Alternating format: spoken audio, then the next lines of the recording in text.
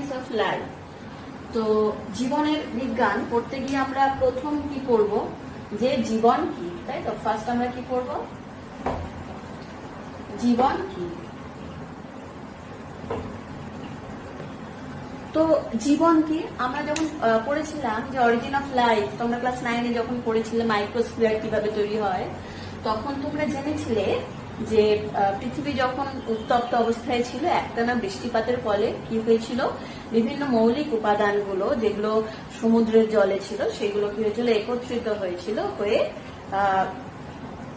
বিভিন্ন amino acid জুড়ে protein, lipid এরকম কিছু গঠন দিয়েছিল, এবং এগুলো একত্রিত হয়ে মাইক্রোস্ফিয়ার মডেল তৈরি হয়েছিল। এই মাইক্রোস্ফিয়ার থেকেই ধীরে ধীরে আমাদের প্রাচীন কোষের উৎপত্তি, ঠিক আছে, প্রোক্যারিওটিক কোষগুলোর উৎপত্তি। এবার এই যে প্রোক্যারিওটিক কোষগুলো তৈরি হয়েছিল, শুধু যে প্রোটিন, অ্যামাইনো অ্যাসিড গুলো জুড়ে প্রোটিন এবং লিপিড গুলো একত্রিত হওয়ার ফলেই তৈরি হয়ে গেছিল তা তো নয়। একটা কোষ বা একটা জীবন কখনোই তৈরি হয়নি যতক্ষণ না পর্যন্ত ডিএনএ তৈরি হয়েছে। বিভিন্ন নাইট্রোজেন বেস গুলো একত্রিত হয়েছে, সুগার জুড়েছে, ফসফেট জুড়েছে, এইগুলো জুড়ে ডিএনএ বা আরএনএ জেনেটিক উপাদান তৈরি হয়েছে। জেনেটিক উপাদান তৈরি হওয়ার পর একটা কোষ তৈরি হয়েছে। সুতরাং জেনেটিক উপাদান যতদিন না তৈরি হয়েছে ততদিন কিন্তু কোনো জীবন আসেনি বা কোনো লাইফ আসেনি। তাহলে জীবনের সংজ্ঞা বলতে গেলে কি বলবো, যে বিভিন্ন মৌলিক উপাদানগুলো বিভিন্ন ভৌত রাসায়নিক সমবস্থায় যে গঠনটি তৈরি করেছিল, এবং তার কি ক্ষমতা ছিল, একটি কোষ তার কি ক্ষমতা থাকলে তাকে আমি বলবো যে এর লাইফ আছে। একটি কোষ তৈরি হলেই তো হবে না। এর কোন ভূমিকাটা, এর ক্ষমতা আছে দ্বিতীয়করণের, সে তার মতো দেখতে আর একটি জিনিস তৈরি করতে পারে। একটা কোষ সম্পূর্ণ তার মতো আর একটি কোষ তৈরি করতে পারে। এটাই হচ্ছে জীবনের বৈশিষ্ট্য, ঠিক আছে। তাহলে প্রাণ বা জীবন কি বলতে গেলে কি বলবো, প্রকৃতিতে উপস্থিত বিভিন্ন মৌলিক উপাদানগুলো ঐক্যবদ্ধ এবং বিশেষ এক ভৌত রাসায়নিক সমবস্থায় নতুন বৈশিষ্ট্যের যে বহিঃপ্রকাশ ঘটায়, সেটাই হচ্ছে প্রাণ বা জীবন।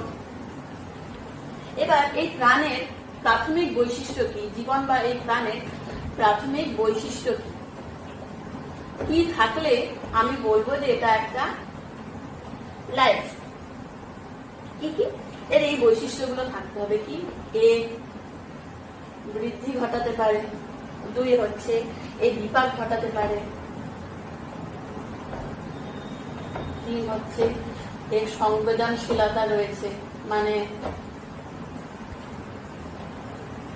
এর উত্তেজনায় সাড়া দিতে পারে, আর কি অবশ্যই এর জনন ক্ষমতা আছে।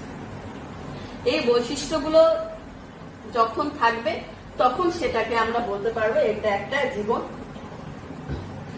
বা একটা প্রাণ, ঠিক আছে। এটা একটা প্রাণ বা এটা একটা জীবন, আমি তখন এটাকে বলতে পারবো। এবার যদি বলা হয় যে বৃদ্ধি কি, বৃদ্ধি হচ্ছে জন্ম থেকে মৃত্যু অবধি যে শারীরিকভাবে জীবের ধারাবাহিক যে পরিপূর্ণতা ঘটে, ঠিক আছে। সে এক কোষ বিশিষ্ট একটা ভ্রূণ থেকে তৈরি হয়ে সে পরিপূর্ণতা লাভ করলো। এই পরিপূর্ণতা লাভ অবধি যে ধারাবাহিক পরিবর্তনগুলো ঘটে সেটাই হচ্ছে বৃদ্ধি। নেক্সট হচ্ছে বিপাক। বিপাক কি, তাহলে জীব কি করে, বিপাকে তোমার পুষ্টি সংগ্রহ করে, তাই না, কোষীয় পদ্ধতিতে বেঁচে থাকার জন্য। তাহলে খাদ্য থেকে যে শক্তি তৈরি হচ্ছে সেইটা হচ্ছে বিপাক। এবার বিপাককে আবার 2 ভাগে ভাগ করা হয়, একটা হচ্ছে উপচিতি বিপাক আর একটা হচ্ছে অপচিতি বিপাক, ঠিক আছে। একটা হচ্ছে উপচিতি বিপাক আর একটা হচ্ছে অপচিতি বিপাক। এবার উপচিতি বিপাক কি, উপচিতি হচ্ছে যখন সরল উপাদান থেকে জটিল উপাদান তৈরি হবে। কিরকম? ধরো তোমার অ্যামাইনো অ্যাসিড থেকে প্রোটিন তৈরি হলো, বা সালোক সংশ্লেষ পদ্ধতিতে কি তৈরি হয়? গ্লুকোজ তৈরি হলো। এই যে পদ্ধতিগুলো, এগুলো হচ্ছে উপচিতি পদ্ধতি। মানে কোন সরল উপাদানটা থেকে যখন জটিল উপাদান তৈরি হবে, সেটা হলো উপচিতি বিপাক। আর অপচিতি বিপাক কি? ঠিক তার উল্টো। কি? কোষের মধ্যে, ঠিক আছে, কোষের মধ্যে যে তোমার জটিল বস্তুটি সঞ্চিত রয়েছে, সেই জটিল যৌগটা ভেঙে তুলনামূলক কি সরল অণু তৈরি করবে, সেটা হলো অপচিতি বিপাক। এবং এই সরল অণু কিরকম? যেরকম হচ্ছে ধরো প্রোটিন ভেঙে যদি অ্যামাইনো অ্যাসিড তৈরি হয়, এটা হচ্ছে একটা উদাহরণ। হ্যাঁ, বা শ্বেতসার ভেঙে গ্লুকোজ তৈরি হলো, সেটা হচ্ছে জটিল যৌগ ভেঙে সরল অণু। এবং এই সরল অণু তৈরি হওয়ার পরেই কি তৈরি হবে? দেহের মধ্যে শক্তি উৎপাদন হবে। ঠিক আছে, সরল অণু তৈরি হওয়া মানে কি? দেহের মধ্যে শক্তি উৎপাদন হবে। তাহলে এটাই হয়ে গেল বিপাক। তাহলে আমরা বৃদ্ধি, বিপাক এই দুটো করে ফেললাম। এরপর হচ্ছে সংবেদনশীলতা। সংবেদনশীলতা কি? যদি ক্লাসে কোনো একটি বন্ধু তোমাকে হঠাৎ করে, টিচার ক্লাস নিচ্ছে, কোনো একটি বন্ধু কথা বলতে পারছে না, সে তোমাকে পেন দিয়ে একটা ছোট্ট করে খোঁচা দিল, তুমি কি করলে? উল্টে তাকে বেঞ্চের তলা দিয়ে জোরে একটি চিমটি কেটে দেবে। তাহলে তোমার বন্ধু তোমাকে উত্তেজিত করেছে, তুমি সেই উত্তেজনায় সংবেদনশীল হয়েছ এবং সাড়া প্রদান করেছ। ঠিক আছে, এই সম্পূর্ণ ঘটনাটাই হচ্ছে সংবেদনশীলতা। ঠিক আছে, যেরকম তুমি লজ্জাবতীর পাতা যদি স্পর্শ করো, দেখবে লজ্জাবতীর পাতা নুয়ে যাচ্ছে, এটা হচ্ছে একটা সংবেদনশীলতার ধর্ম। নেক্সট হচ্ছে জনন বা রিপ্রোডাকশন। তাহলে জনন বা রিপ্রোডাকশন কি? সজীব কোষ বা জীব কি করে? তার মতো দেখতে এবং সমগুণ সম্পন্ন কোষ, ঠিক আছে, তার মতো দেখতে সমগুণ সম্পন্ন কোষ, মানে এই জিনিসটা মনে রাখবে, সমগুণ সম্পন্ন কোষ, সম্পন্ন লিখলাম না, সমগুণ সম্পন্ন কোষ যখন তৈরি করতে পারবে, তখন সেই পদ্ধতিটাকে আমরা বলবো হচ্ছে জনন। ঠিক আছে, কাজেই জনন হলো জীবের একটা অত্যন্ত গুরুত্বপূর্ণ প্রক্রিয়া। জনন ছাড়া কিন্তু জীবনের অস্তিত্ব কখনোই স্বীকার করা যায় না। এবার আমরা দেখে নিই সজীব বস্তুর বৈশিষ্ট্যগুলো কি কি, বা ক্যারেক্টারিস্টিক্স অফ লিভিং অর্গানিজম। ঠিক আছে,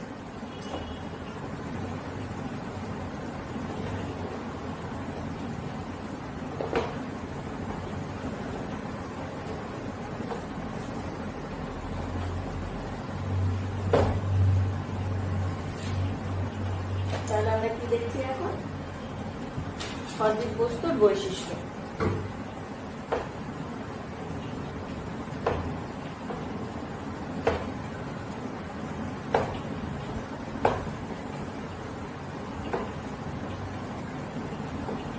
কি কি বৈশিষ্ট্য থাকলে আমরা কোন একটা বস্তুকে সজীব বলবো? ঠিক আছে, তাহলে যখন সজীব বস্তু, তখন নিশ্চয়ই কোষ বা দেহ তার একটা নির্দিষ্ট আকার বা আকৃতি থাকবে। তাহলে নির্দিষ্ট আকার বা আকৃতি,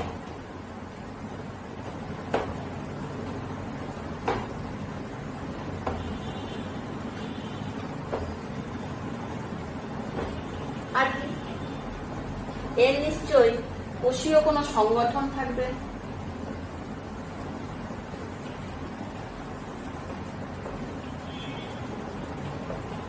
কোষীয় সংগঠন থাকবে বা অবশ্যই প্রোটোপ্লাজম উপস্থিত থাকবে।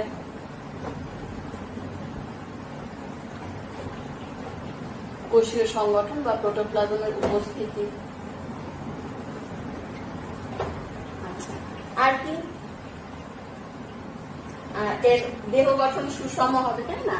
সেটা এককোষী হোক বা বহুকোষী হোক, একটা সুষম দেহ গঠন থাকবে।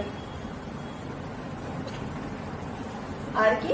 অবশ্যই বৃদ্ধি থাকবে। আরো অনেক বৈশিষ্ট্য রয়েছে, যেরকম হচ্ছে সংবেদনশীলতা বা উত্তেজনায় সাড়া দেওয়া।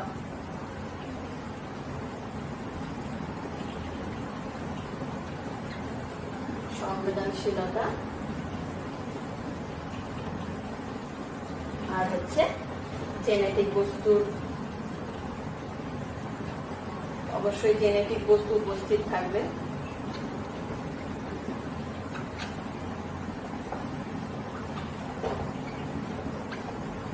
আরো কিছু পয়েন্ট আছে, আমি পরপর আলোচনা করছি। যেরকম নির্দিষ্ট আকার বা আকৃতি, সেটা এককোষী হোক বা বহুকোষী জীবই হোক না কেন, প্রত্যেক জীবেরই একটা নির্দিষ্ট আকার বা আকৃতি থাকে, ঠিক আছে?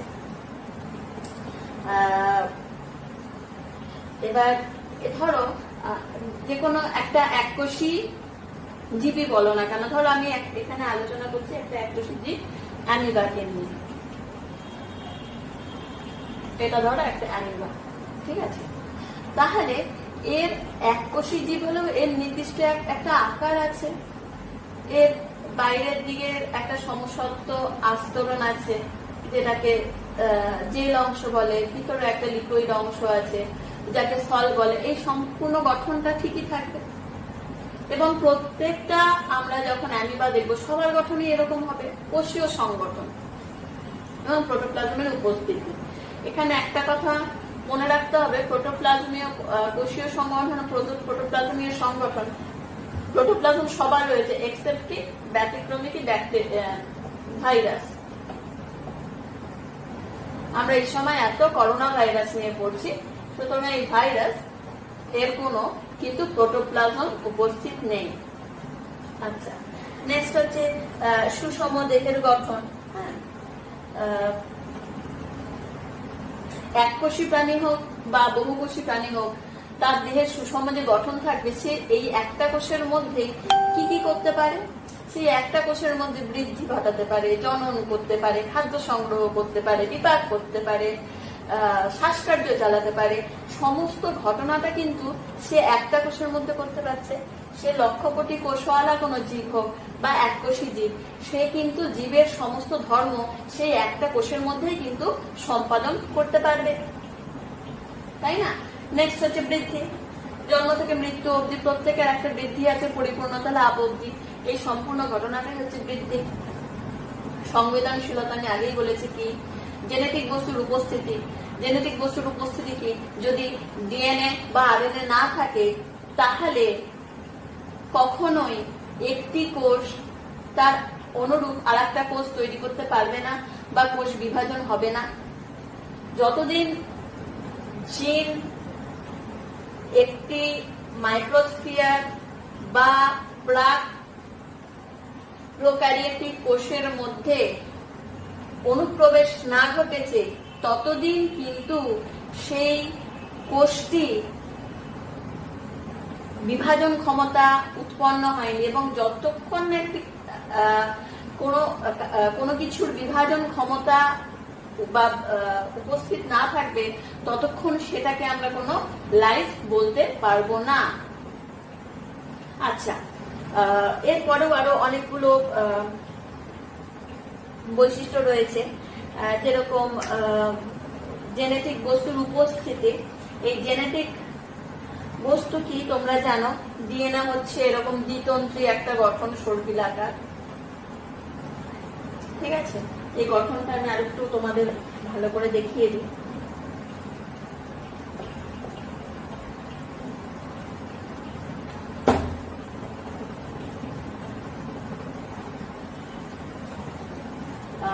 তোমরা জানো ডিএনএ বা আরএনএ এদের মূলত 4টে বেস থাকে, ঠিক আছে? Adenine, guanine, thymine, cytosine. DNA এর 4টে বেস, ঠিক আছে? আর আরএনএ এর 4টে বেস হচ্ছে অ্যাডেনিন, গুয়ানিন, থাইমিন, সাইটোসিন আর ইউরাসিন, ঠিক আছে? থাইমিনের জায়গায় আরএনএ তো থাকে হচ্ছে ইউরাসিন, ঠিক আছে? ব্যাপারটা কি, বিভিন্ন নাইট্রোজেন বেস গুলো এরকম ডিএনএ তে যে নাইট্রোজেন বেস গুলো থাকে সেটা অ্যাডেনিন, গুয়ানিন, থাইমিন, সাইটোসিন যাই হোক, সেগুলো কি থাকে নিজেদের মধ্যে হাইড্রোজেন বন্ড দিয়ে যুক্ত থাকে। সেটা দ্বিবন্ধনী হোক বা ত্রিবন্ধনী হোক, এরকম বন্ধনী দিয়ে যুক্ত থাকে, তাই না? এবং এরা এরকম একটা সর্পিলাকার প্যাটার্নও গঠন করে। বিভিন্ন নাইট্রোজেন বেস গুলো এভাবে সজ্জিত থাকে, সেটা দ্বিবন্ধনী দ্বারাও যুক্ত থাকতে পারে বা ত্রিবন্ধনী দ্বারাও যুক্ত থাকতে পারে। ডিএনএ তে যেরকম ধরো অ্যাডেনিন থাইমিনের সাথে গুয়ানিন সাইটোসিনের সাথে বন্ড করে, ঠিক আছে? এটি হচ্ছে দ্বিবন্ধনী দ্বারা যুক্ত, জিসি হচ্ছে ত্রিবন্ধনী দ্বারা যুক্ত। আর এদের সাথে কি জুড়ে থাকে, একটা করে সুগার, এস দিয়ে লিখলাম। আর এই সুগার গুলো কিসের সাথে জুড়ে থাকে, একটা ফসফেট। সুতরাং প্রত্যেকটা নাইট্রোজেন বেস একটা করে সুগার, 5 কার্বন যুক্ত, আর এই সুগার গুলো একটা ফসফেটের সাথে যুক্ত থাকে। এইভাবে চলে হচ্ছে ডিএনএ এর গঠন। এবং এই ডিএনএ বা আরএনএ এদের ক্ষমতা আছে প্রতিলিপি গঠন করার, এর মতো সম্পূর্ণ গঠন বিশিষ্ট জেনেটিক বস্তু তৈরি করার। তার জন্যই একটা কোষ বিভাজন সম্ভব হয়, ঠিক আছে? এবার জীবের আরো কিছু ধর্ম রয়েছে, আগে যে ধর্মগুলো পড়ছিলাম তার মধ্যে হচ্ছে একটা ঘটনা, তার আগে বলে নিই, এটা হলো ডিএনএ। এবার আরএনএ কি, আরএনএ হচ্ছে একতন্ত্রী। আরএনএ হচ্ছে একতন্ত্রী। এখানে বন্ডিংটা কখন হয়, যদি বিভিন্ন নাইট্রোজেন বেস গুলো পাশাপাশি চলে আসে তবেই বন্ধন হয়, ঠিক আছে? যেরকম A U C G C G U A U, ধর এখানে এ ইউ পাশাপাশি চলে এসছে, তখন এখানে একটা হালকা বন্ধনী তৈরি হবে, ঠিক আছে? নয়তো কিন্তু যদি পাশাপাশি আসে তবেই বন্ধনী তৈরি হবে। সুতরাং এরা কিন্তু একক চেন। হ্যাঁ, এইভাবে এখানে তোমার ডিএনএ তে এ টি জি সি, আরএনএ তে এ ইউ জি সি, এই কটা বেস থাকছে। এটা তোমরা আগে 9-এ না 10-এ পড়েছো, 10-এ অলরেডি পড়েছো ভালো করে। আমি আর ডিটেলসে তার জন্য বলছি না। পরে যখন তোমরা ডিএনএ রেপ্লিকেশন করবে তখন ডিএনএ, তার আগে ডিএনএ এর গঠন, ক্রোমোজোমের গঠন খুব ভালো করে পড়ে নেবে। আচ্ছা দেখো তো, এই ডিএনএ এখানে বলছিলাম যে নাইট্রোজেন বেস গুলো পরপর সজ্জিত থাকে।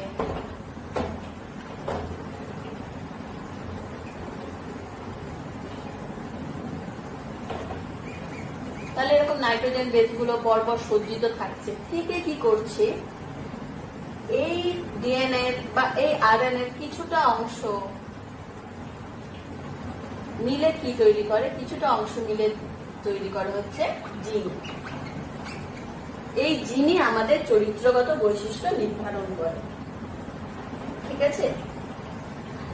ফ্রেডরিক মিসার 1869 সালে প্রথম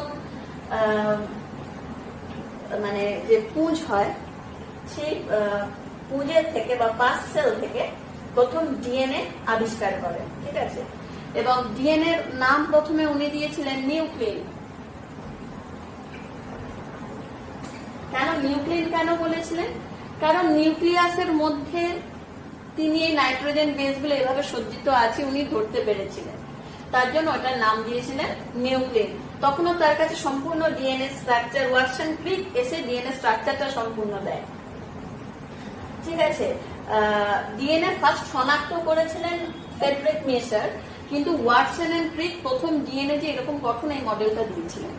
তো ফ্রেডরিক মিসার কোন সালে 1869 প্রথম একে নিউক্লিন বলে একটা ধারণা দিলেন। এবং মানুষ আর শিম্পাঞ্জি বা এই প্রাইমেটস গোষ্ঠীর মধ্যে যদি ডিএনএ তুলনা করা যায়, তাহলে দেখা যাবে মানুষ আর শিম্পাঞ্জির মধ্যে 97% ডিএনএ কিন্তু সেম, মানে এরকম স্ট্রাকচার এটিজিসি যেভাবে সজ্জিত হয়ে রয়েছে, এই স্ট্রাকচার গুলো যদি দেখা যায়, তাহলে মানুষ আর শিম্পাঞ্জির ক্ষেত্রে কিন্তু 97 to 99% মিল পাওয়া যায়। আমাদের দেহে, মানুষের দেহে যত কোষ রয়েছে, সেই কোষ থেকে যে ডিএনএ যদি পাক খুলে বেরোয়, তোমরা জানো নিউক্লিয়াসের মধ্যে ক্রোমাটিন তন্তু থাকে, নিউক্লিয়াসের মধ্যে এভাবে ক্রোমাটিন তন্তুগুলো রয়েছে। এই ক্রোমাটিন তন্তুগুলো আসলে কি, ক্রোমোসোম গুলো সজ্জিত হয়ে রয়েছে। এই ক্রোমাটিন তন্তুকে যদি আমি এরকম খুলে দেখাই, আস্তে আস্তে আমরা ক্রোমোসোম পাবো। একটা ক্রোমোসোম আবার কিছু ক্রোমাটিড নিয়ে তৈরি, ঠিক আছে।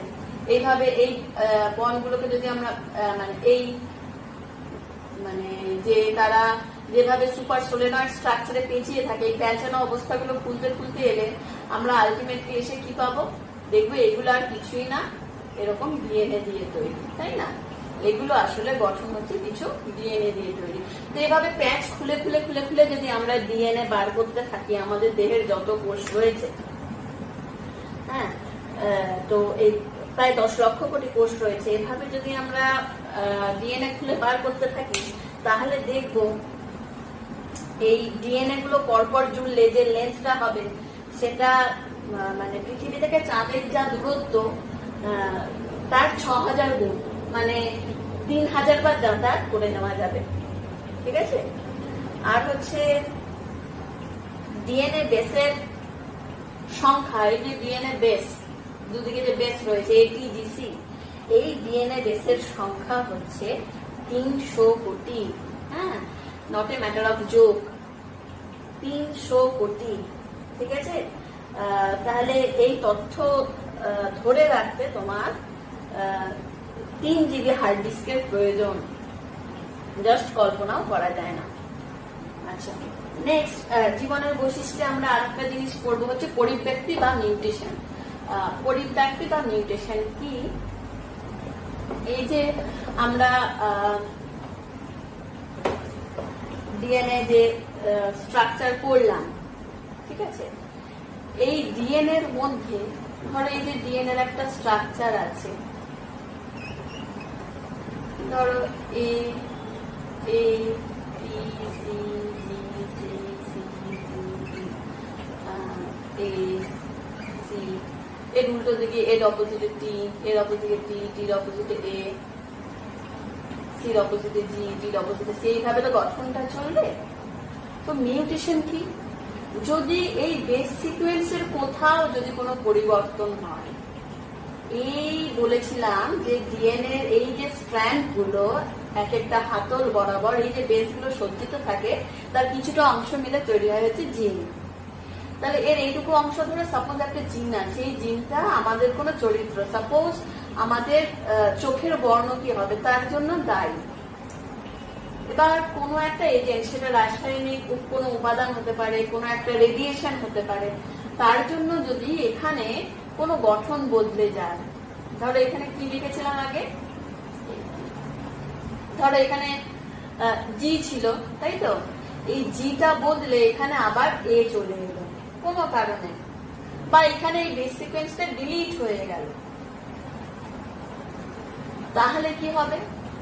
জিন যে চরিত্রের জন্য দায়ী, জিন সেই চরিত্রটা কিন্তু প্রকাশ করতে পারবে না, ফলে অন্য চরিত্র প্রকাশিত হবে। এই যে ঘটনাটা, এই ঘটনাটাই হচ্ছে পরিব্যক্তি বা মিউটেশন। তাহলে পরিব্যক্তি বা মিউটেশন কি বোঝা গেল? পরিব্যক্তির মাধ্যমে জীবের বিবর্তন বা অভিব্যক্তির সম্ভাবনা থাকে, ঠিক আছে। হঠাৎ করে কোনো জিনের পরিবর্তন ঘটলো এবং সেটা স্থায়ী পরিবর্তন হিসাবে পরপর কতগুলো জেনারেশনে চলতে থাকে, তাহলে তখন ওইখান থেকে একটা অভিব্যক্তির সম্ভাবনা থেকে যায়। নেক্সট হচ্ছে সুতরাং আমরা বৈশিষ্ট্যের মধ্যে একটা বললাম পরিব্যক্তি, ঠিক আছে, পরিব্যক্তি। আগে কন্টিনিউশনটা চলছে কিন্তু। নেক্সট হচ্ছে অভিযোজন। এই পেটা কেমন টাইপের, তুলি টাইপের, লিখতে খুব অসুবিধা হয়। অভিযোজন ক্ষমতা,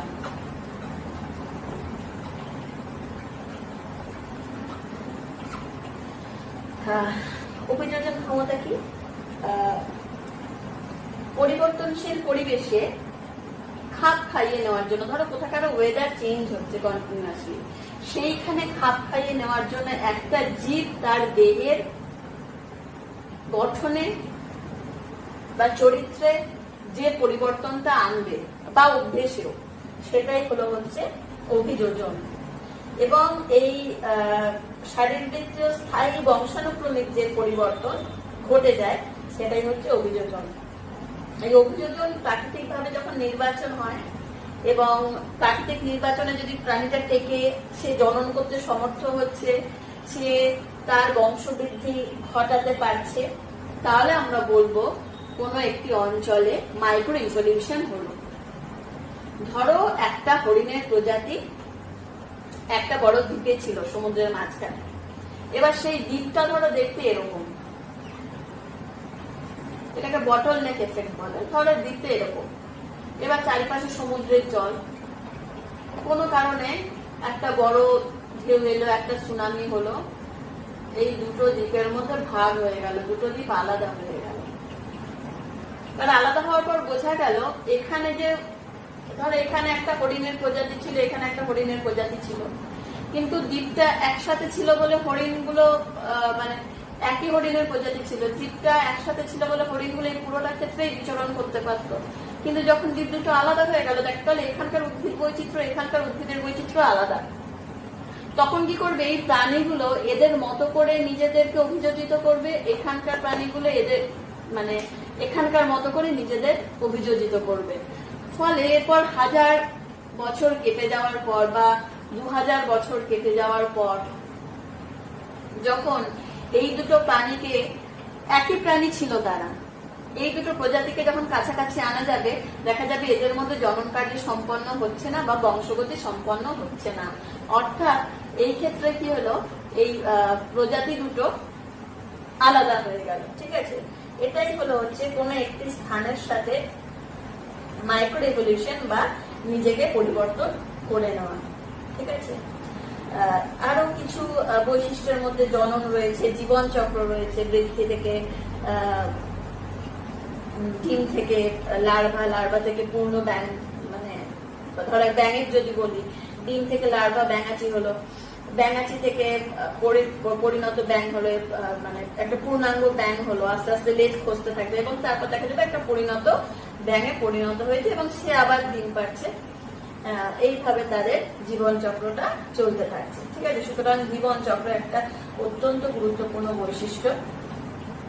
আর দেহের অভ্যন্তরীণ সাম্যতা বা হোমিওস্ট্যাসিস মেইনটেইন। হোমিওস্ট্যাসিসকে বাংলায় বলে অনুস্থিতি। ঠিক আছে, হোমিওস্ট্যাসিস।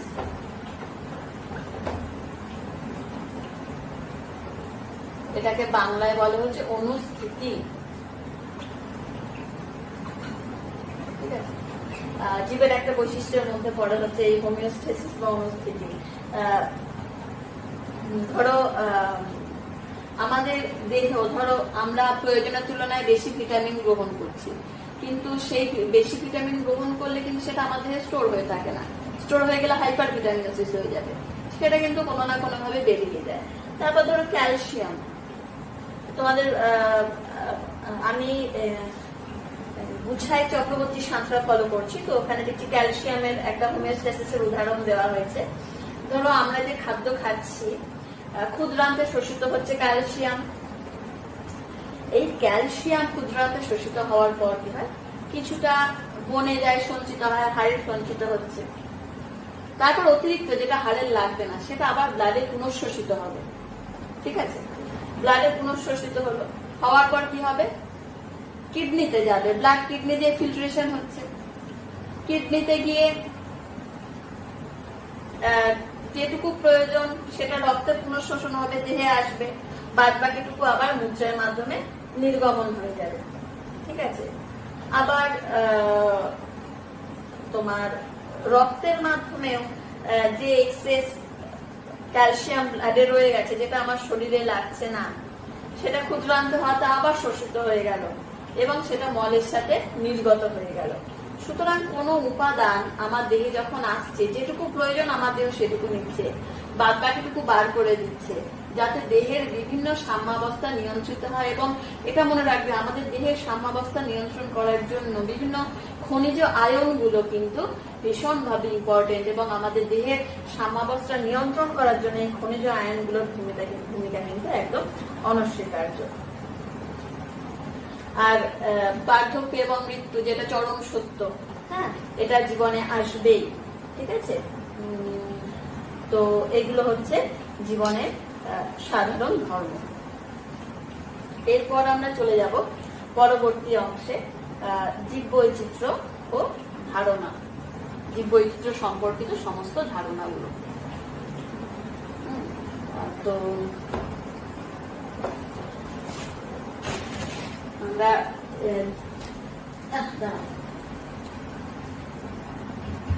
আচ্ছা, এবার আমরা পড়ছি হচ্ছে জীবনের বিজ্ঞানের পোর্শনে নেক্সট, এই চ্যাপ্টারটার নেক্সট পোর্শনটা হচ্ছে জীব বৈচিত্র্য। তো জীব বৈচিত্র্য ব্যাপারটা কি, যে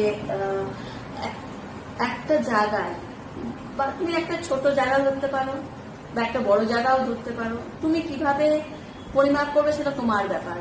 সেই অঞ্চলে উপস্থিত উদ্ভিদ, প্রাণী, মাইক্রোবস মানে অনুজীব, সব কিছুকে নিয়ে যে বৈচিত্র্য তৈরি হয়। কিসের বৈচিত্র্য? তাদের বাস্তুতান্ত্রিক ভেদে বৈচিত্র্য, তাদের জিনগত বৈশিষ্ট্যের সামান্য পার্থক্যে যে বৈচিত্র্য, এই সমস্ত কিছু নিয়েই জীবেদের মধ্যে যে বৈচিত্র্যটা হয় সেটাই হচ্ছে জীব বৈচিত্র্য। আবার জীব বৈচিত্র্যকে আরো নানা ভাগে ভাগ করা হয়েছে তুলনা করার জন্য। জীব বৈচিত্র্যকে ইংলিশে কি বলে? বায়োডাইভার্সিটি। জীব বৈচিত্র্য, বা এটাকে আমরা কি বলবো? বায়োডাইভার্সিটি। এই বায়োডাইভার্সিটিকে আরো নানা ভাগে ভাগ করা হয়েছে, যেরকম আলফা, বিটা এবং গামা ডাইভার্সিটি। সেটা কি আমি বলছি, ঠিক আছে? এবার তাহলে দেখে নেওয়া যাক।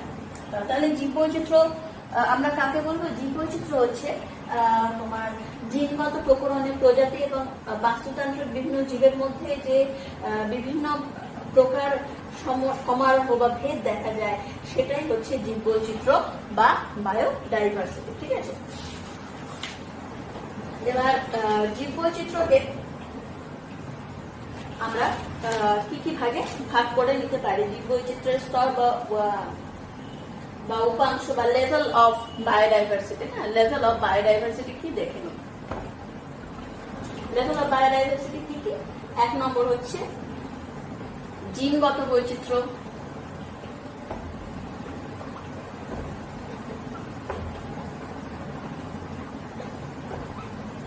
আর কি প্রজাতি বৈচিত্র্য,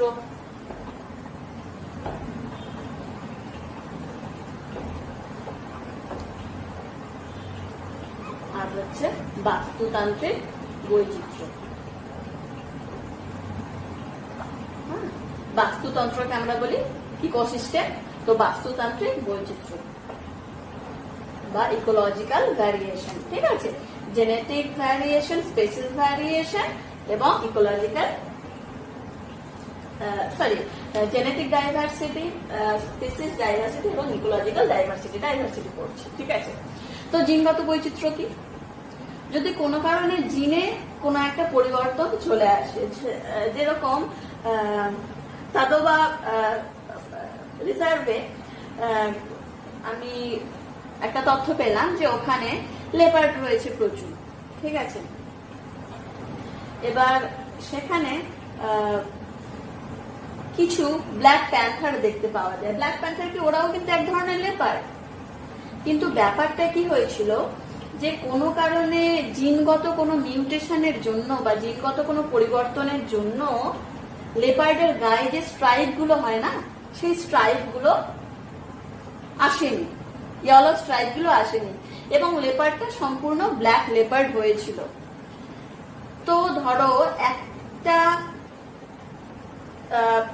পিতা মাতা থেকে যে তার সন্তান ব্ল্যাক লেপার্ড তৈরি হয়েছিল 3-4টে, এবং আস্তে আস্তে ব্ল্যাক লেপার্ডদের মধ্যে সংখ্যা বৃদ্ধি হতে হতে ওখানে ব্ল্যাক লেপার্ড আলাদাভাবে সংখ্যা বৃদ্ধি করতে শুরু করলো।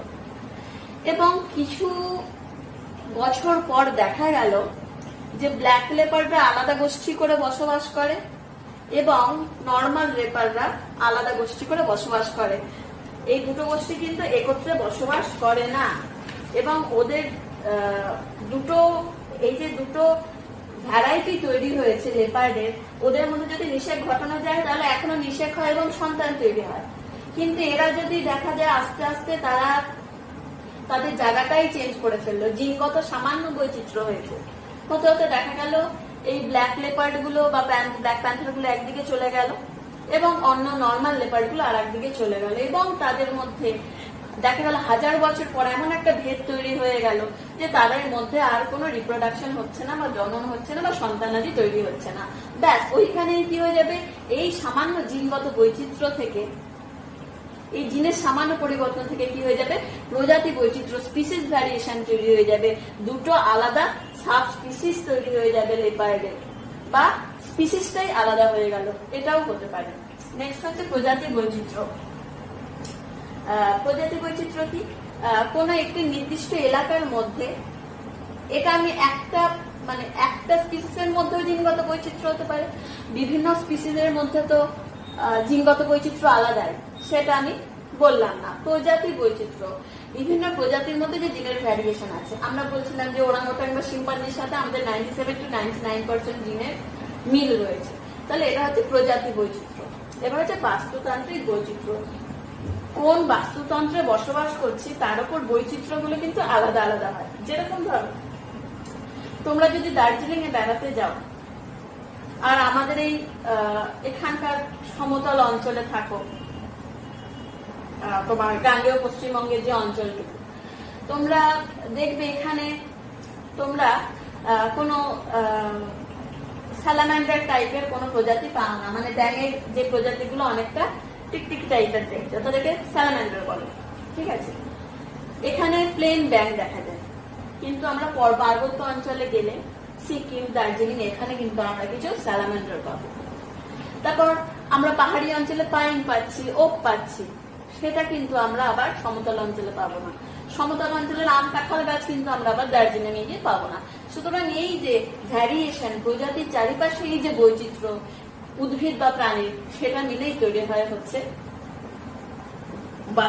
নির্দিষ্ট বাস্তুতন্ত্রে, সেই অনুযায়ী বাস্তুতান্ত্রিক বৈচিত্র্য তৈরি হয়। পাহাড়ে দেখবে একরকম, কোন জলাশয় একরকম দেখবে, নোনা জলে একরকম দেখবে, মিষ্টি জলে একরকম দেখবে। সুতরাং বাস্তুতন্ত্র ভেদেও কিন্তু বৈচিত্র্য আলাদা হয়। এই বাস্তুতান্ত্রিক ভেদের বৈচিত্র্যগুলোকে আবার 3টে ভাগে ভাগ করা হয়। হচ্ছে একটা আলফা ডাইভার্সিটি, বিটা ডাইভার্সিটি, আর হচ্ছে গামা ডাইভার্সিটি। এই আলফা ডাইভার্সিটি কি, কোন একটা নির্দিষ্ট অঞ্চলে প্রজাতির যে বৈচিত্র্য দেখা যায়। ধরো কোন একটা নির্দিষ্ট ফরেস্ট দেখছো, জলদাপাড়া, শুধু জলদাপাড়ার ফরেস্টে যে প্রজাতির বৈচিত্র্য আছে সেটা হচ্ছে আলফা ডাইভার্সিটি, শুধু সেখানকার ডাইভার্সিটি। বিটা ডাইভার্সিটি, দুটো পাশাপাশি অঞ্চলের মধ্যে প্রজাতির যে বৈচিত্র্য থাকে সেটা হচ্ছে বিটা ডাইভার্সিটি। যেরকম জলদাপাড়া, গরুমারা, কাজিরাঙা এই অঞ্চলের মধ্যে, জঙ্গলগুলোর মধ্যে, যেখানে প্রায় একই রকম অঞ্চল বা একই রকম অরণ্যের তৃণভূমি বলো, উদ্ভিদ বৈচিত্র্য বলো, প্রায় অনেকটা মিল দেখা যায়, সেখানেও প্রজাতির কিন্তু ফরেস্টগুলোতে দেখবে কিছু বৈচিত্র্য রয়েছে এবং সেগুলো খুব ভালোভাবে পরিলক্ষিত হয়। সেটা হচ্ছে beta diversity. Gamma diversity, gamma diversity কি, ধরো এখানকার কোনো অঞ্চলের যে ফরেস্ট গুলো রয়েছে, সাপোজ আমি গরুমারা বা কাজিরাঙ্গাকে নিয়ে নিলাম, এর মতোই আমরা যদি দূরবর্তী কোনো অঞ্চলের জঙ্গলের ডাইভার্সিটির তুলনা করি, সেখানকার তাপমাত্রা এক, উচ্চতা এক, ঠিক আছে, ধর এখানকার সাথে আমরা সুইজারল্যান্ডের বা অস্ট্রেলিয়ার বনভূমির তারতম্য দেখতে শুরু করলাম, যেখানে একই রকম ওয়েদার কন্ডিশন, একই রকম প্রায় মৃত্তিকা গঠন, একই রকম উচ্চতা, সেখানেও দেখবো কিন্তু প্রজাতি বৈচিত্র্য রয়েছে। আমরা এখানে ক্যাঙ্গারু পাবো না, অস্ট্রেলিয়ায় গেলে আমরা কিন্তু ক্যাঙ্গারু দেখতে পাবো।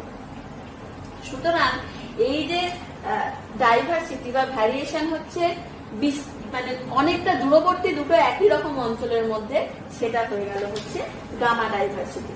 তাহলে আলফা, বিটা আর গামা ডাইভার্সিটি কি আমরা বুঝলাম।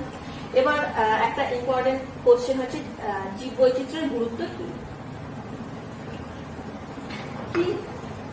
অবশ্যই এর একটা ইকোলজিক্যাল ভ্যালু আছে, বাস্তুতান্ত্রিক অবশ্যই একটা মূল্য আছে। এটা বাস্তুতন্ত্রের উপর বিশাল প্রভাব ফেলে, এবং একটা বাস্তুতন্ত্র মানে সেখানে একটা শক্তির প্রবাহ আছে। সুতরাং কোনো বাস্তুতন্ত্র বা ইকোলজিক্যাল কোনো সিস্টেম, এটাকে ডিস্ট্রয় করার আগে আমাদের 100 বার ভাবা উচিত যে এখানকার এনার্জি ফ্লোর কি হবে। এখানে একটা এনার্জি ফ্লো আছে, এখানে একটা শক্তি প্রবাহ আছে, এখানে খাদ্য জালকের মধ্যে পারস্পরিক সম্পর্ক আছে, তাহলে সেই সম্পর্কটা কি হবে? আজকে এই ঘটনাগুলো যেখানেই মানা হয়নি সেখানে কিন্তু কোনো না কোনো অসুবিধা হয়েছে। যেরকম তোমরা যদি মুম্বাই আইআইটিতে দেখো, তার পিছনে যে ফরেস্ট অঞ্চলটা ডিস্ট্রয় করে কিছুটা আরবানাইজেশন হয়েছে, ফলে কি হয়েছে, ওখানকার লেপার্ড মাঝে মাঝেই রাস্তা দিয়ে ঘুরে বেড়ায়, রাস্তায় বেরিয়ে আসে, লোকালয়ে ঢুকে যাচ্ছে, কারণ তাদের বাস্তুতন্ত্রে তাদের যে খাদ্য চাহিদা সেটাতে ঘাটতি পড়েছে।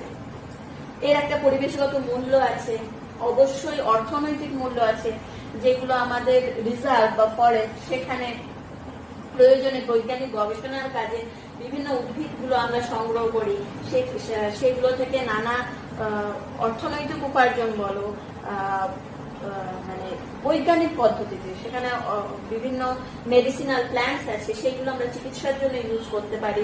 অবশ্যই সেগুলো শর্ত সাপেক্ষে এবং সরকারের অনুমতি সাপেক্ষে।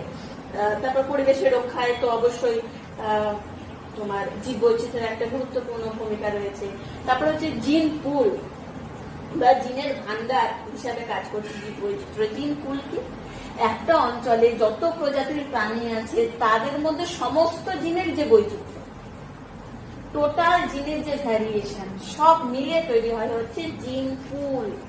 টোটাল যত ধরনের জিন আছে সব মিলে তৈরি হয় হচ্ছে জিন পুল সেই অঞ্চলে, ঠিক আছে। এছাড়াও এর একটা নান্দনিক বৈশিষ্ট্য রয়েছে, আর নৈতিক মূল্য অবশ্যই আমাদের প্রত্যেকের থাকা উচিত, এবং আমাদের বিভিন্ন যে আন্তর্জাতিক বলো, আমাদের মানে দেশেরও নিজেদের যে ফরেস্ট ডেভেলপমেন্ট অ্যাক্ট বা নিয়মগুলো আছে সেইগুলো সম্পর্কে কিন্তু অবশ্যই সতর্ক থাকা উচিত, ঠিক আছে। তোমরা যদি ভারতের জীববৈচিত্র্য সম্পর্কে ভাবো, ভারতের মানে সমস্ত পৃথিবীর মাত্র 2 অঞ্চল ভারতের অধীন, সমগ্র পৃথিবীর 2 অঞ্চল মাত্র ভারতের অধীন, কিন্তু এই সমগ্র এই 2 যে অঞ্চলটুকু রয়েছে সেইটুকু অঞ্চল পৃথিবীর প্রায় 7.7%, মানে প্রায় 8% মানে জিনগত বৈচিত্র্য বা জিন পুল যাকে ভ্যারিয়েশন যেটা রয়েছে, যে মানে জেনেটিক যে ভ্যারিয়েশন রয়েছে, তাতে 10টি জীব ভৌগোলিক অঞ্চল বর্তমান, ঠিক আছে। আচ্ছা, আমাদের ভারতবর্ষে মোট উদ্ভিদ প্রজাতির সংখ্যা 46,000, যেটা পৃথিবীর ভারতের মোট উদ্ভিদ প্রজাতির সংখ্যা হচ্ছে 46,000, ঠিক আছে, যেটা পৃথিবীর 11%, ঠিক আছে। ভাবো মাত্র 2% অঞ্চল কিন্তু ভারতের রয়েছে। আর পৃথিবীর যে টোটাল প্রাণী প্রজাতি রয়েছে, ভারতে প্রায় 91,000 প্রাণী, 91,212, এটা প্রায় সমগ্র পৃথিবীর 7.43%। ঠিক আছে, এবার এই যে আমাদের ভারতবর্ষ, এই ভারতবর্ষের যে বনভূমিগুলো, সেইগুলোর যে বৈচিত্র্য বা ভ্যারিয়েশন এবং সেখানে যে এন্ডেমিক প্রজাতির প্রাণী রয়েছে তার যে গুরুত্ব, এই পৃথিবীর দরবারে ভারতবর্ষে প্রচুর বায়োডাইভার্সিটি হটস্পট আছে। হটস্পট কাকে বলে বলছি। তো আমাদের ভারতবর্ষের বনভূমি এবং প্রাণী যে বৈচিত্র্য রয়েছে সেটা কিন্তু পৃথিবীর কাছে একটা বিশাল নিদর্শন। প্রথমে আরেকটা জিনিস বলি হচ্ছে যে বায়োটা কি। বায়োটা কি? কোন একটা নির্দিষ্ট অঞ্চলে টোটাল জীবভর, সেটা উদ্ভিদ প্রাণী হোক, টোটাল জীবভর সেই অঞ্চলের হচ্ছে বায়োমাস। আর টোটাল যে সজীব উপাদানগুলো রয়েছে সেটা মিলে তৈরি হয়েছে ওখানকার বায়োটা। আর এদের মধ্যে যে চরিত্রগত পার্থক্য সেই নিয়ে তৈরি হয়েছে সেখানকার বায়োডাইভার্সিটি। ঠিক আছে, এবার পৃথিবীর বিভিন্ন ভৌগোলিক অঞ্চল আর ভারতের বিভিন্ন ভৌগোলিক অঞ্চলগুলো আমরা দেখে নেব।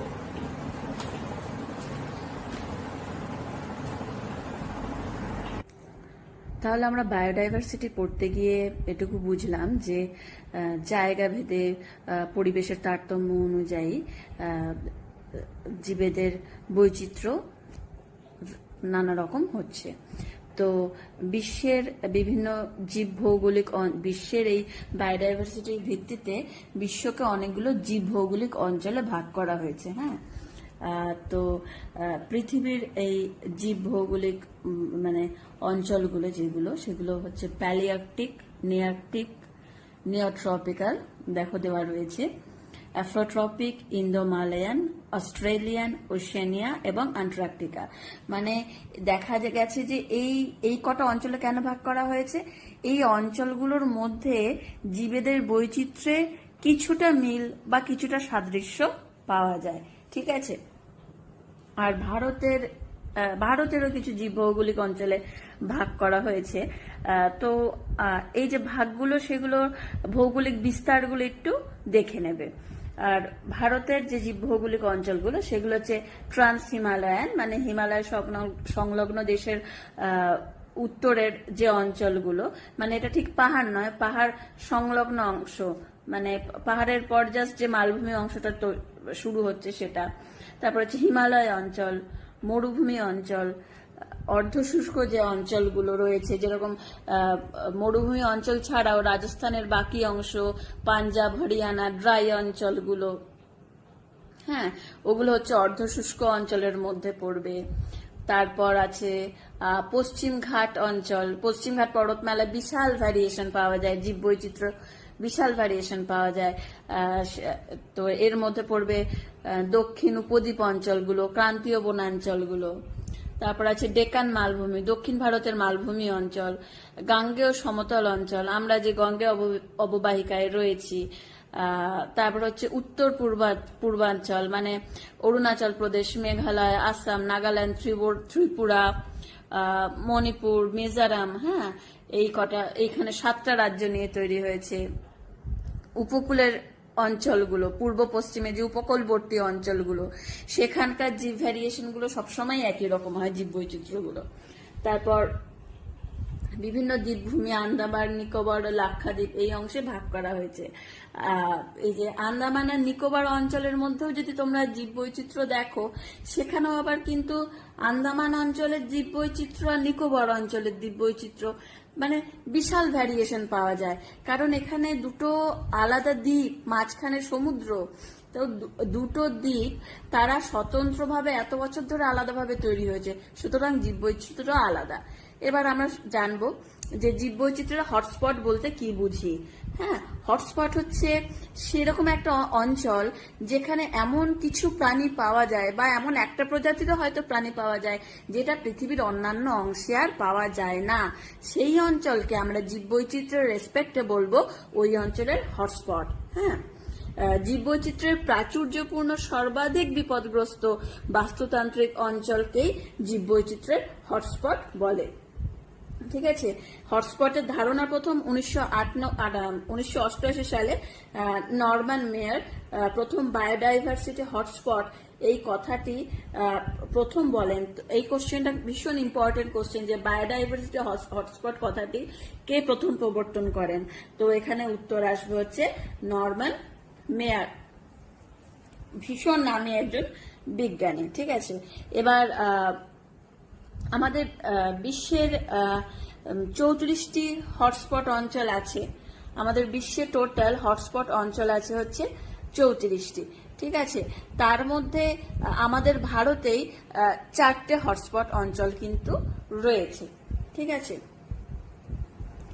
এবার এই যে হটস্পট অঞ্চলগুলো সেগুলো কোন কোন মহাদেশে আছে, যেরকম হচ্ছে আফ্রিকা, এশিয়া প্যাসিফিক, ইউরোপ এবং সেন্ট্রাল এশিয়া, এটা নিয়ে একটা ভাগ করা হয়েছে, নর্থ সেন্ট্রাল আমেরিকা আর সাউথ আমেরিকা, এবং এদের মাঝখানে আবার অনেকগুলো হটস্পট অঞ্চল কিন্তু ঢুকে গেছে। দেখো যে চারটা দিয়েছি। আফ্রিকাতে তাহলে আমরা কি বুঝছি, আফ্রিকাতে তোমার মানে হর্ন অফ আফ্রিকা, মাদাগাস্কার, হ্যাঁ, তারপর Cape floristic region, coastal forests eastern Africa, এই অঞ্চলগুলো কিন্তু পড়বে। তোমাদের এই যে বিশ্বের যে হটস্পট অঞ্চলগুলো রয়েছে সেখানে এই প্রত্যেকটা মহাদেশের ভাগে অন্তত দুটো করে নাম, সবকটা মুখস্থ রাখা সম্ভব নয়, অন্তত দুটো করে নাম কিন্তু তোমরা মুখস্থ করে নেবে। ঠিক আছে, এই যে যেটা বলছিলাম বিশ্বের যে 34টা হটস্পট অঞ্চল রয়েছে তার মধ্যে ভারতেই তোমার রয়েছে 4টে হটস্পট অঞ্চল, যেখানে আমরা পড়েছিলাম যে বনভূমির মানে মাত্র 2.3 অংশ জুড়ে রয়েছে হচ্ছে হটস্পট অঞ্চল। সেই হটস্পট অঞ্চলের মধ্যে আবার 4টে হটস্পট অঞ্চল কিন্তু ভারতবর্ষের মধ্যে অবস্থিত। সুতরাং ভারতের জীব বৈচিত্র্যের যে ভ্যারিয়েশন, মানে এত যে জীব বৈচিত্র্য পাওয়া যায় এবং তার গুরুত্ব কিন্তু বুঝতেই পারছো কতটা ইম্পর্টেন্ট। তো ভারতকে ভাগ কি করা হয়েছে, Himalayan, western Ghats and Sri Lanka, Indo Burma আর সুন্দারল্যান্ড। ঠিক আছে, তো হিমালয়ান অঞ্চলটা তোমরা বুঝতে পারছো যে সর্বোচ্চ পর্বত শ্রেণী বিশিষ্ট যে অঞ্চলগুলো, এখানে প্রচুর এন্ডেমিক প্রজাতি বসবাস করে। এন্ডেমিক মানে কি, যারা প্রায় অবলুপ্তির পথে। ওই অঞ্চল ছাড়া পৃথিবীর আর অন্য কোনো অঞ্চলে ওদেরকে পাওয়া যায় না, এই প্রাণীগুলোকে পাওয়া যায় না। যেরকম তোমাদেরকে বলেছিলাম হিমালয়ান স্যালামেন্ডার এক ধরনের অ্যাম্ফিবিয়ান বা উভচর প্রাণী, সেটা সিকিম বা দার্জিলিং অঞ্চলে পাওয়া যায়, আর কিন্তু আমাদের ভারতবর্ষের অন্য কোনো অঞ্চলে ওই প্রজাতির স্যালামেন্ডার আর পাওয়া যায় না। ঠিক আছে, যেমন রেড পান্ডা, স্নো লেপার্ড, এই হিমালয়ান স্যালামেন্ডারের যে স্পিসিসটা বলছিলাম টাইলোটোট্রাইটন ভেরোকোসাস, এটা আমাদের এই হিমালয়ান অঞ্চলের এই অংশটুকু জুড়ে, সিকিম আর দার্জিলিং এই অংশটুকু জুড়েই কিন্তু পাওয়া যায়, বাদ বাকি অংশে কিন্তু পাওয়া যায় না। সুতরাং এই অংশটা এই প্রাণীগুলোর জন্য কিন্তু হটস্পট। নেক্সট হচ্ছে ওয়েস্টার্ন ঘাটস অ্যান্ড শ্রীলঙ্কা, সমস্ত পশ্চিমঘাট পর্বতমালা এবং উত্তর পশ্চিমে শ্রীলঙ্কার উচ্চভূমির যে অংশটুকু, সেই অংশটুকু জুড়ে কিন্তু এই ওয়েস্টার্ন ঘাট অ্যান্ড শ্রীলঙ্কা এই হটস্পটটা অবস্থিত। তো এখানে যেরকম লায়ন টেল্ড ম্যাকাক, নীলগিরি থর ছাগলের মতো দেখতে, প্রাণী, ঠিক আছে, ল্যাঙ্গুর, এইগুলো কিন্তু তোমার এখানকার এন্ডেমিক স্পিসিস, এবং এই জন্য এই অঞ্চলটা হচ্ছে হটস্পট। প্রচুর উদ্ভিদ প্রজাতি রয়েছে তোমার ওয়েস্টার্ন ঘাটে। নেক্সট হচ্ছে ইন্দো বার্মা অঞ্চল, ঠিক আছে। এই অঞ্চলটা হচ্ছে তোমার মণিপুর, মিজোরাম, ত্রিপুরা, মেঘালয়, নাগাল্যান্ড, আসাম, হ্যাঁ, এই অঞ্চলটা নিয়ে হচ্ছে এই ইন্দো বার্মা অঞ্চলটা অবস্থিত। এখানকার কিছু স্পেসিফিক প্রাণী হচ্ছে spoonbill sandpiper, red headed vulture, এগুলো হচ্ছে এখানকার কিছু এন্ডেমিক প্রাণী। নেক্সট হচ্ছে সুন্দারল্যান্ড, ঠিক আছে। আচ্ছা, তোমাদের আরেকটা বলি, ইন্দো বার্মা অঞ্চলের মধ্যে কিন্তু আন্দামান দ্বীপপুঞ্জ পড়ছে। ইন্দো বার্মা হটস্পটে কিন্তু আন্দামান দ্বীপপুঞ্জটা ঢুকছে। আর নিকোবর দ্বীপপুঞ্জটা, যেহেতু বলেছিলাম আন্দামান থেকে আলাদা, সেটা কিন্তু সুন্দারল্যান্ড হটস্পটের আন্ডারে। নিকোবর দ্বীপপুঞ্জ কিন্তু আলাদা হটস্পট। আন্দামান আর নিকোবর দুটো কিন্তু আলাদা হটস্পট। আন্দামান ইন্দো বার্মা আর নিকোবর দ্বীপপুঞ্জ কিন্তু সুন্দারল্যান্ড এই হটস্পটের আন্ডারে পড়ছে। তো সুন্দারল্যান্ডে ইন্দোনেশিয়া, সিঙ্গাপুর, মালয়েশিয়ার ম্যাক্সিমাম পোর্শন আর এই নিকোবর দ্বীপপুঞ্জটা নিয়ে কিন্তু গঠিত, ঠিক আছে। এই অঞ্চল বিশেষ করে সরীসৃপের ভ্যারিয়েশনের জন্য বিভিন্ন কোরাল স্নেকস, নানা রকম এন্ডেমিক প্রজাতির কোরাল স্নেকস এই অংশে অবস্থিত। এই কারণে এই অঞ্চলটি কিন্তু একটা খুব ইম্পর্টেন্ট হটস্পট, এবং কোরাল স্পিসিসের জন্য কোরাল স্পিসিসের যে ডাইভার্সিটি এই অংশটা জুড়ে, তার জন্য কিন্তু এই অংশটাকে হটস্পট হিসেবে চিহ্নিত করার একটা মূল কারণ, ঠিক আছে। এবার আমরা এতক্ষণ ধরে হটস্পট বলছি। হটস্পট তখনই হবে যখন ওই প্রাণীগুলো এন্ডেমিক হবে। হ্যাঁ, এন্ডেমিক মানে কি, যারা বিপদ সংকুল, খুব অল্প সংখ্যায় রয়েছে, এবং আর যদি কিছুটা মানে হয়তো সারা পৃথিবীর মধ্যে আর 7-8 কি মানে এরকম সংখ্যায়ও কমে এসছে প্রাণীটা, এই কটা যদি লুপ্তপ্রায় হয়ে যায় আর এই প্রাণীটার অস্তিত্ব পৃথিবীর বুকে থাকবে না, তখন সে অবলুপ্ত হয়ে যাবে বা এক্সটিংক্ট হয়ে যাবে, ঠিক আছে। তো সেই প্রাণীগুলোকে আমরা বলবো এন্ডেঞ্জার্ড স্পিসিস, ঠিক আছে। তো একটা প্রাণী কতটা বিপদ সংকুল রয়েছে, একটা প্রাণীর অবস্থা বা সিচুয়েশন কতটা বিপদ সংকুল, সেটা বোঝার জন্য একটা রেড লিস্ট হয়, একটা লিস্ট তৈরি করা হয়। সেখানে মানে সেই লিস্ট দেখে বোঝা যায় যে প্রাণীটা পৃথিবীর বুকে কতটা বিপদ সংকুল, তার অবস্থাটা কি। তো এই সমস্ত ডেটা একটা বইতে স্টোর করে রাখা হয়। সেই বইটাকে বলা হয় হচ্ছে রেড ডেটা বুক, ঠিক আছে। এই রেড ডেটা বুক মানে কিভাবে তৈরি হয়? আচ্ছা, এখানে একটা জিনিস বলে দেই, কিস্টোন প্রজাতি বা কিস্টোন স্পিসিস কি? কিস্টোন স্পিসিস, এটা খুব ইম্পর্টেন্ট একটা শর্ট কোশ্চেন। কিস্টোন স্পিসিস হচ্ছে কোনো একটা অঞ্চলের বায়োডাইভার্সিটিতে, হ্যাঁ, একটা বায়োডাইভার্সিটিতে যে ধরো সুন্দরবনের বায়োডাইভার্সিটি যদি আমরা ভাবি, তো সেই অঞ্চলে যে প্রাণীটা ভীষণ ইম্পর্টেন্ট ওই অঞ্চলের শক্তি প্রবাহ নির্ধারণ করার জন্য, এবং ওই প্রাণীটা যদি ওই বনাঞ্চল থেকে বিলুপ্ত হয়ে যায় বা ওই অঞ্চলটা থেকে বিলুপ্ত হয়ে যায়, তাহলে সেই অঞ্চলের সমস্ত খাদ্য শৃঙ্খল একদম ভেস্তে যাবে বা নষ্ট হয়ে যাবে। যে প্রাণীটা খাদ্য শৃঙ্খল চালু রাখার জন্য ইম্পর্টেন্ট ভূমিকা গ্রহণ করে, সেই প্রাণীটাকে ওই বায়োস্ফিয়ারের বা ওই অঞ্চলের কিস্টোন প্রজাতি বলে। যেরকম সুন্দরবনের ক্ষেত্রে আমরা যদি ধরি, তাহলে কিস্টোন প্রাণীটিকে অবশ্যই রয়্যাল বেঙ্গল টাইগার, ও হবে যে কিস্টোন প্রিডেটর। প্রিডেটর কি? যে শিকার করে, প্রিডেটর। আর প্রে কি? যাকে শিকার করা হয়।